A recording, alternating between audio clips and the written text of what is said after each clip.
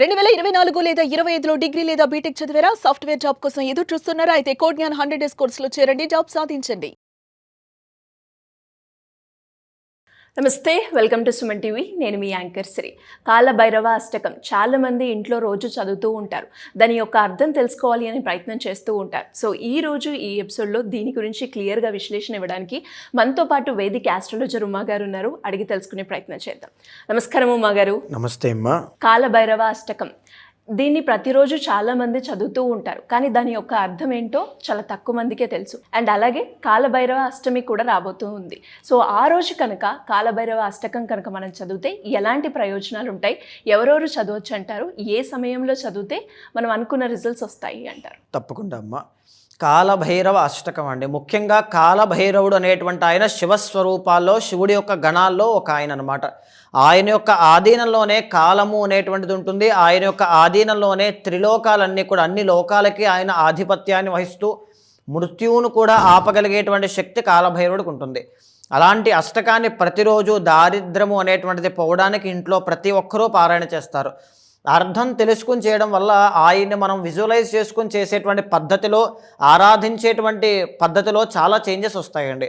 ఒక అర్థం తెలియకుండా నార్మల్గా చదవడం వేరు, అర్థం తెలిసినప్పుడు మనకు ఆ పదం పడుతుంది. ఫర్ ఎగ్జాంపుల్ మనం చూస్తే కనుక దేవరాజసేవ్య మానపావనాఘ్రి పంకజం అంటే దీని అర్థం ఏంటి అంటే, దేవతలకి రాజు ఎవరు అంటే ఇంద్రుడు. స్వయంగా ఇంద్రుడే ఆయన యొక్క పాద పద్మములని కొలుస్తూ ఉంటారంట. సో దీని యొక్క అర్థం అదండి. వ్యాల యజ్ఞ సూత్రమిందుశేఖరం కృపాకరం. దీని అర్థం ఏంటంటే, సర్పము అనేటువంటి యజ్ఞోపవేతాన్ని ఆయన ధరిస్తారు, చంద్రవంకని ధరిస్తారనమాట. అంటే శేఖరం కృపాకరం, శేఖరుడు అంటే చంద్రుడు అనమాట. నారదాది యోగి బృందవందితం దిగంబరం అంటే నారదాది మహర్షులందరూ కూడా ఆయన్ని కొలుస్తూ ఉంటారు, పూజిస్తూ ఉంటారు. దిగంబరం అంటే దిగంబరంగా ఆయన యొక్క స్వరూపం ఉంటుందన్నమాట. అలా ఉండేటువంటి కాశికాపురాధినాథ కాలభైరవం భజే. కాశీక్షేత్రానికి కాలభైరుడైనటువంటి నీకు నమస్కారం స్వామి అని చెప్పి దీని అర్థం అనమాట. ఇప్పుడు ఈ అర్థం తెలియకుండా చదవడం వేరు, తెలిసి చదివితే ఎంత విశ్లేషణ, ఎంత విజువలైజ్ చేసుకోవడానికి ఎంత బాగుంటుందండి. అంతమంది ఆయన కొలుస్తూ ఉంటారా అనేటువంటిది. ఇక రెండవ శ్లోకానికి వెళ్తే మనము భానుకోటి భాస్వరం భవాబ్ది తారకం పరం అంటే ఏమిటి అంటే, అనేక మంది సూర్యుల యొక్క తేజస్సుతో ఆయన ఉంటారంట. ఒక సూర్యుడినే మనం తట్టుకోలేము, అలాంటిది అనేక మంది సూర్యుడి యొక్క తేజస్సుతో ఆయన ఉంటారంట. అంటే భవాబ్ది తారకం పరం, పరము అంటే పరలోకము అని అర్థం అనమాట. అంటే జనన మరణ చక్రాల నుంచి దాటేటువంటి అతీతమైనటువంటి శక్తి ఆయనకు ఉంటుంది అని అర్థం అనమాట. నీలకంఠమీప్సిదార్దాయకం త్రిలోచనం. నీలకంఠము అంటే నల్లని కంఠము కలవాడు అని అర్థం అండి. శివుడికి ఎలా అయితే కంఠం ఉంటుందో అలాగే నల్లని కంఠము కాలభైరవుడికి ఉంటుంది. కోరిన కోరికలన్నీ కూడా ఈప్సితార్థం అంటే, ఈప్సితము అంటే కోరికలు అనమాట. కోరికలు తీర్చేటువంటి స్వామి. త్రిలోచనం, త్రిలోచనం అంటే మూడు కన్నులు కలవాడు అని అర్థం అండి. మూడు కన్నులు కలవాడు అని అర్థము. అలాంటి కాశీకి క్షేత్రపాలకుడైనటువంటి కాలభైరుడికి నమస్కారము స్వామి అని చెప్తున్నటువంటిదే రెండవ శ్లోకము. ఇకపోతే శూలటం కపాశ దండపాణి మాదికారణం అంటే త్రిశూలాన్ని, ఖట్వాయుధాన్ని, వరుణ పాశాన్ని, స్వామి యొక్క స్వరూపాన్ని మనం చూస్తే ఆయన చేతిలో ఉండేటువంటి ఆయుధాలని వర్ణించడమే ఈ యొక్క మూడవ శ్లోకంలో మొదటి లైన్ అండి. శ్యామకాయమాది దేవమక్షరం నిరామయం. శ్యామకాయము అంటే ఏంటి అంటే నల్లని శరీరము కలవాడు అని అర్థం అన్నమాట. నాశనము లేనివాడు. శ్యామకాయమాది దేవమక్షరం నిరామయం నాశనము లేనటువంటి వాడు, ఎన్నటికీ తరగనటువంటి వాడు అని చెప్పి కాలభైరవుడిని మనం కొలుస్తూ పిలుస్తూ పూజిస్తున్నాం అనమాట. తరువాత భీమ విక్రమం ప్రభం విచిత్రతాండవ ప్రియం అంటే భీమ విక్రమం అంటే భయంకరమైనటువంటి బలము, తేజస్సు, పరాక్రమము, శక్తి ఇవన్నీ ఉన్నటువంటి ఆయన్ని ఈ యొక్క పదాలతో మనం పిలుస్తూ ఉంటామండి. ప్రభం విచిత్రతాండవ ప్రియం అంటే వింతదైనటువంటి నాట్యము, తాండవం చేస్తూ ఉంటాడంట కాలభైరవ స్వామి. అందుకే అలాంటి స్వరూపం కలిగినటువంటి కాశికాపురాదినాథ కాలభైరవం భజే. కాశీకి క్షేత్రపాలకుడైనటువంటి కాలభైరుడికి నమస్కారము స్వామి అని మనం మూడవ శ్లోకంలో తెలియజేస్తున్నాం. తరువాత భుక్తి ముక్తిదాయకం ప్రశస్త చారు విగ్రహం అంటే భుక్తి ముక్తి. భుక్తి అనేటువంటిది ప్రపంచంలో మనం బ్రతికినంత కాలము నాకు ఏ లోటు లేకుండా, ముక్తి అనేటువంటిది మనం చనిపోయిన తర్వాత పరలోకానికి వెళ్ళిన తర్వాత మోక్ష సాధన కోసం కావాల్సినటువంటిది. భుక్తి ముక్తిదాయకం రెండింటినీ కూడా ఆయనే ఇస్తారట. ప్రశస్త చారు విగ్రహం. ప్రశస్త చారు విగ్రహం అంటే అందమైనటువంటి గొప్ప రూపము కలవాడు అని అర్థం అండి. భక్తవత్సలం స్థితం సమస్త లోక విగ్రహం అంటే భక్తవత్సలం స్థితం అంటే భక్తులని కన్నబిడ్డలలా చూసుకునేటువంటి ఆయన అని అర్థం అనమాట. స్థితం అంటే స్థిరంగా నిలిచినటువంటి వాడు. ఏదైనా సరే ఆయన్ని నమ్ముకుంటే ఇది రాదు ఇది లేదు అని అర్థం లేకుండా అన్నీ వస్తాయి అని దాని అర్థం అండి. సమస్త లోక విగ్రహం అంటే లోకాలన్నింటినీ కూడా కంట్రోల్ చేయగలిగేటువంటి కెపాసిటీ ఎవరికి ఉంటుందంటే కాలభైరవుడికి ఉంటుందన్నమాట. అదే ఇక్కడ చెప్తున్నారు. నిక్వణన్మనోజ్ఞ హేమ కింకిణీల సత్కటిం అంటే ఆయన యొక్క నడుముకు మనం చూస్తే మువ్వల వడ్డానము అనేటువంటిది కనబడుతుంది. దాన్ని అంటే ఒక ఇంపైనటువంటి వినడానికి సుందరమైనటువంటి ధ్వని చేసేటువంటి వడ్డానాన్ని ధరించినటువంటి వాడా అని అర్థం అండి. నిక్వణన్ మనోజ్ఞ హేమ కింకిణీల సత్కటిం కాశికాపురాదినాథ కాలభైరవం భజే.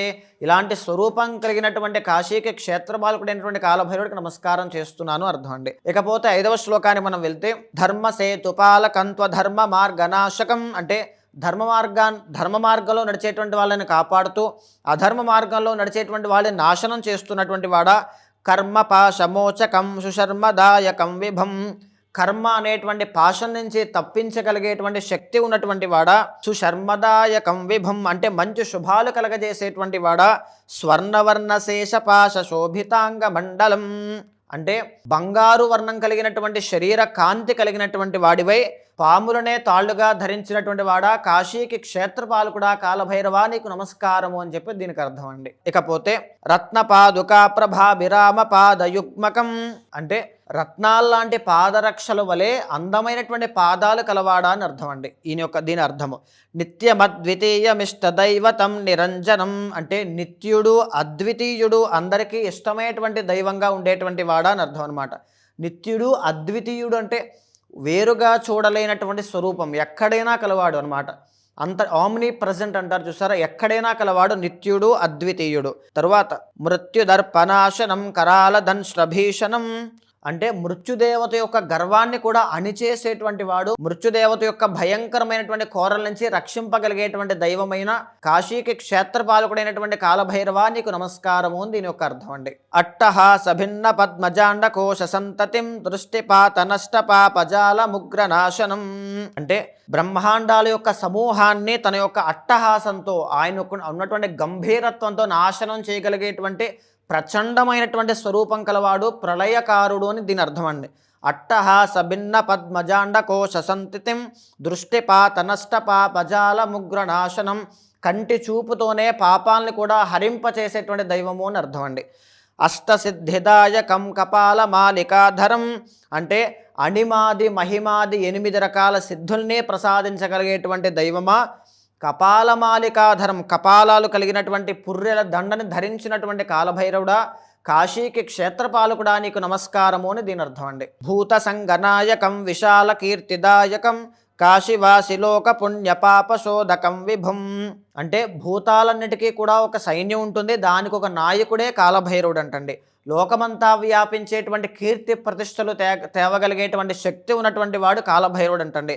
కాశీలో స్థిరపడేటువంటి వాళ్ళు జనాలు ఎవరున్నా సరే వాళ్ళ యొక్క పాప పుణ్యాల విచక్షణకు తగినట్టుగా ఎవరికి ఏ పుణ్యఫలం దక్కాలో నిర్ణయించేటువంటిది కూడా కాలభైరవుడేనంటండి. నీతి మార్గకోవితం పురాతనం జగత్పతిం కాశికాపురాదినాథ కాలభైరవం భజే. నీతి అనేటువంటి మార్గాన్ని ఎంచుకున్నటువంటి తెలిసినటువంటి అత్యంత గొప్ప పండితుడు, తర్వాత నిత్యుడు, అత్యంత ప్రాచీనుడు, లోకాలన్నిటికీ కూడా అధిపతి కాలభైరవుడు అంటండి. అలాంటి కాలభైరవుడు కాశీకి క్షేత్రపాలకుడైన కాలభైరవుడికి నేను నమస్కారం చేస్తున్నాను అనేటువంటిది 8వ శ్లోకం యొక్క అర్థం అండి. అయితే ఆఖరణ ఫలశ్రుతి అనేటువంటిది మనం చూస్తే కాలభైరవాష్టకం పఠంతే ఏ మనోహరం అంటే ఈ అందమైనటువంటి సుందరమైనటువంటి కాలభైరవాష్టకాన్ని పఠంతే ఎవరైతే భక్తితో చదువుతారో జ్ఞానముక్తి సాధనం విచిత్ర పుణ్యవర్ధనం జ్ఞానాన్ని ముక్తిని సాధించేటువంటి గుణం వాడికి వస్తుంది. విచిత్ర పుణ్యవర్ధనం కోరినటువంటి కోరికలన్నీ కూడా పుణ్యంతో సహా లభిస్తాయి. శోకమోహ దైన్య లోభ కోపతాపనాశనం అంటే వాళ్ళకు ఉన్నటువంటి కామ క్రోధ లోభ మోహ మదమాత్సల్యాలన్నీ కూడా తొలగిపోతాయి.